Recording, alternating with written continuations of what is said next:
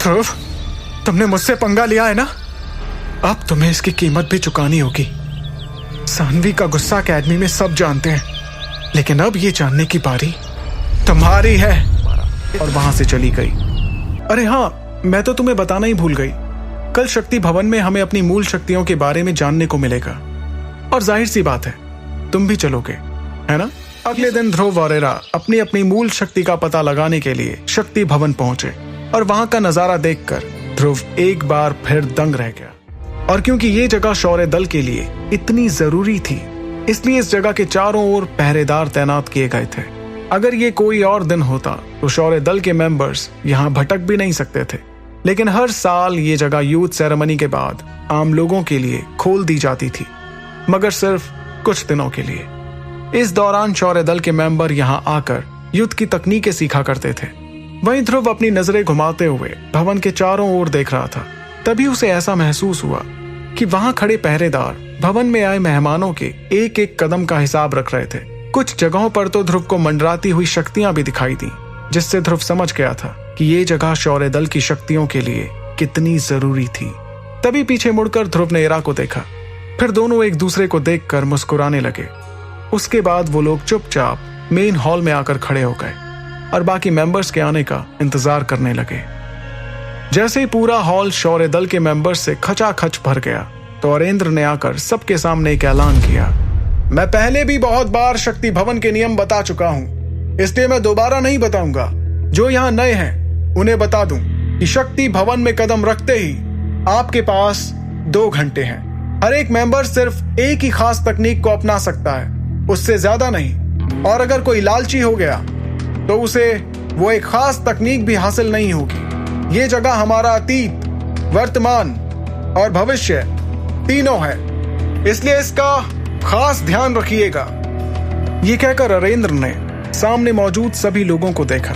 अपने लीडर की बात सुनकर हॉल में खड़े सभी लोगों ने एक साथ जवाब देते हुए कहा, हम जरूर इसका ध्यान रखेंगे।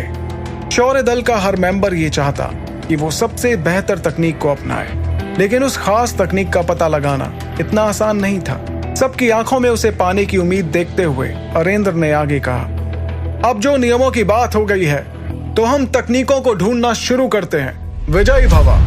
ये कहकर अरेंद्र एक कदम पीछे हुए और उन्होंने एक ऊंचे पत्थर की ओर देखा जो एक काले कपड़े से ढका हुआ था। उस पत्थर के पीछे एक बड़ा सा दरवाजा भी था, जिसके सामने 2 पहरेदार खड़े हुए थे। फिर अरेंद्र ने जैसे ही वो काला कपड़ा अपनी ओर खींचा तो सबको दिखा कि पत्थर पर एक क्रिस्टल बॉल रखा हुआ था।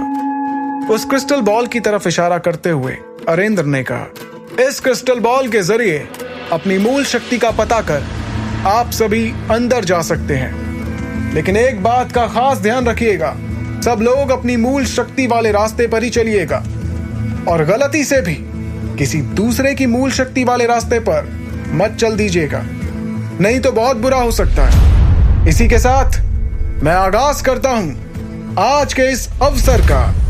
जब भीड़ अंदर जाने लगी थी तो ध्रुव ने इरा की तरफ देखते हुए कहा, चलो देखते हैं हमारे हाथ कौन सी खास तकनीक लगती है।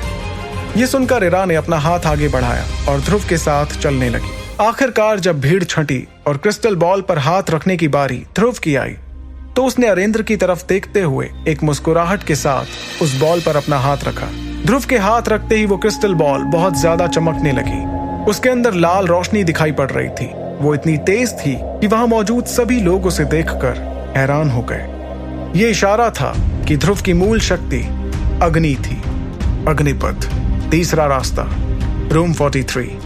अरेंद्र की बात सुनकर ध्रुव जाने को तैयार था, लेकिन उसने इरा की बारी का इंतजार किया जो उसके पीछे ही खड़ी थी। क्रिस्टल बॉल के सामने खड़ी इरा उस पर हाथ रखने से पहले हिचकिचा रही थी।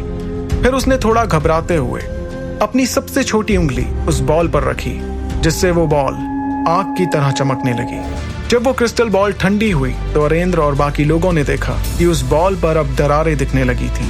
ये देखकर अरेंद्र और इरा ने एक दूसरे से नजरें मिलाई। अरेंद्र इरा को ऐसे देख रहे थे जैसे कि वो कुछ छुपा रहे हों। फिर उन्होंने इरा से कहा, जल्दी करो, अंदर जाओ। वहीं ध्रुव भी उस क्रिस्टल बॉल को देखकर चौंक गया था। तभी कांच टूटने की आवाज आई और उन्होंने देखा कि क्रिस्टल बॉल, जिसमें कुछ पल पहले दरारें आ गई थीं, अब पूरी तरह से टूट चुका था। इस पर आह भरते हुए अरेंद्र ने खुद से कहा कि लड़की अद्भुत है। क्या होगा अगर मैं ध्रुव के साथ इरा की शादी करवा दूं? ये कहते ही अरेंद्र को खुद की बात पर हंसी आ गई और वो जोर जोर से हंसने लगे। इरा ने उनकी बात सुन ली थी, जिससे उसका चेहरा लाल पड़ गया था, लेकिन फिर वो मुस्कुराते हुए वापस ध्रुव के पीछे चलने लगी। सबसे पहले तो ध्रुव ने सारे रास्तों की तरफ एक नजर घुमाई और फिर अग्निपथ के सामने जाकर खड़ा हो गया। तभी उसे कुछ महसूस हुआ और उसने पीछे मुड़ते हुए देखा कि इरा इस वक्त शर्म से लाल हो रखी थी। ये देखकर उसने इरा से पूछा, इरा सब ठीक तो है ना? हाँ मैं ठीक हूँ, मुझे क्या हुआ? अब जल्दी करो, हमें जल्द शक्तियां ढूंढनी होंगी। इरा ने ध्यान नहीं दिया था, लेकिन ध्रुव के सवाल से उसका चेहरा और ज्यादा लाल हो गया था।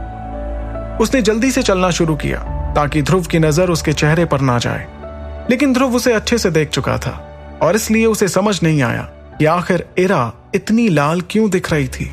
इस बात को भुलाते हुए उसने सामने दिख रहे अग्निपथ की ओर इशारा किया और इरा से कहा, चलो अंदर चलते हैं।